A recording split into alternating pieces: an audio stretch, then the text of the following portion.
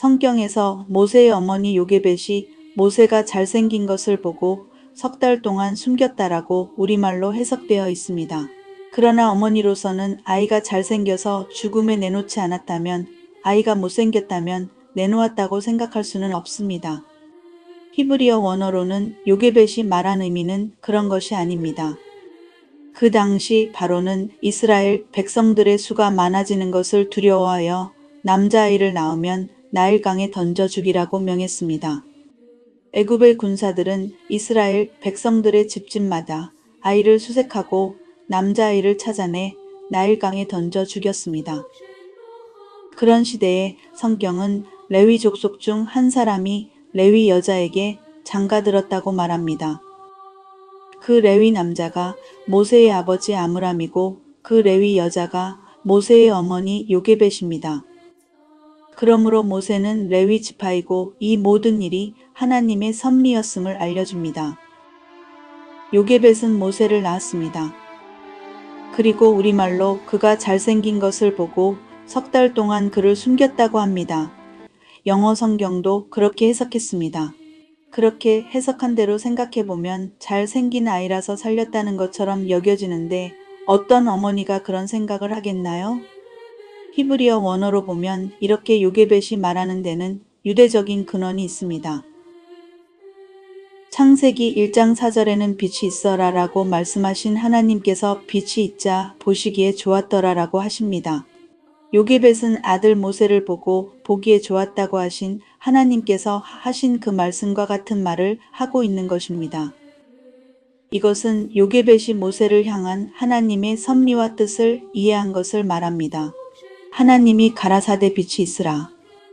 우리말로는 빛이 있으라는 문장은 명령문이지만 히브리어 문법으로는 저시브라는 3인칭 청유형입니다. 이 말씀이 명령문이면 그 일이 이루어지는 것은 너무나 당연한 일입니다.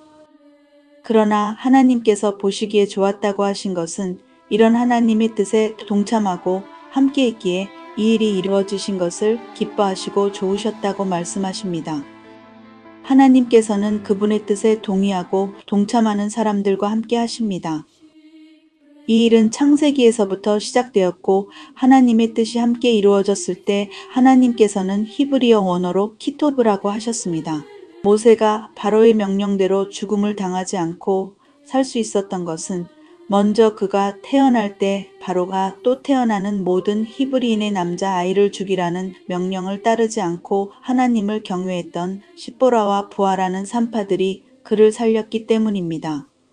하나님을 경외하고 하나님의 뜻을 순종한 사람들은 하나님의 역사에 참여하여 함께할 수 있습니다.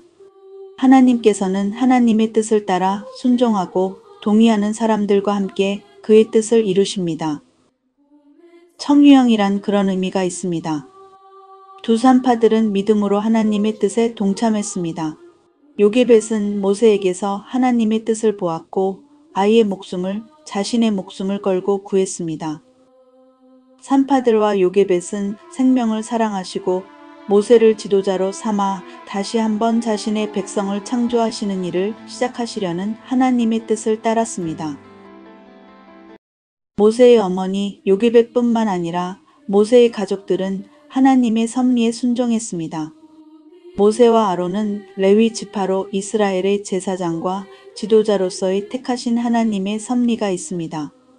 모세를 숨기는 일과 모세를 갈대 사이에 두고 지키는 일에 그의 누이 미리암이 함께 한 일에도 모세의 가족들이 하나님의 뜻에 순종한 것을 말하고 있습니다. 하나님의 섭리는 하나님의 뜻에 순종하는 요게벳의 믿음과 산파 십보라와 부하의 믿음으로 이스라엘 백성을 하나님의 구원의 뜻에 따라 이끌어낼 모세를 살리는 일로 나타내셨습니다. 요게벳은 모세가 잘생겼다고 말한 것이 아닙니다. 하나님께서 모세를 살려서 이루시고자 하는 일을 키토브라고 하시는 하나님과 같은 말을 하는 것입니다.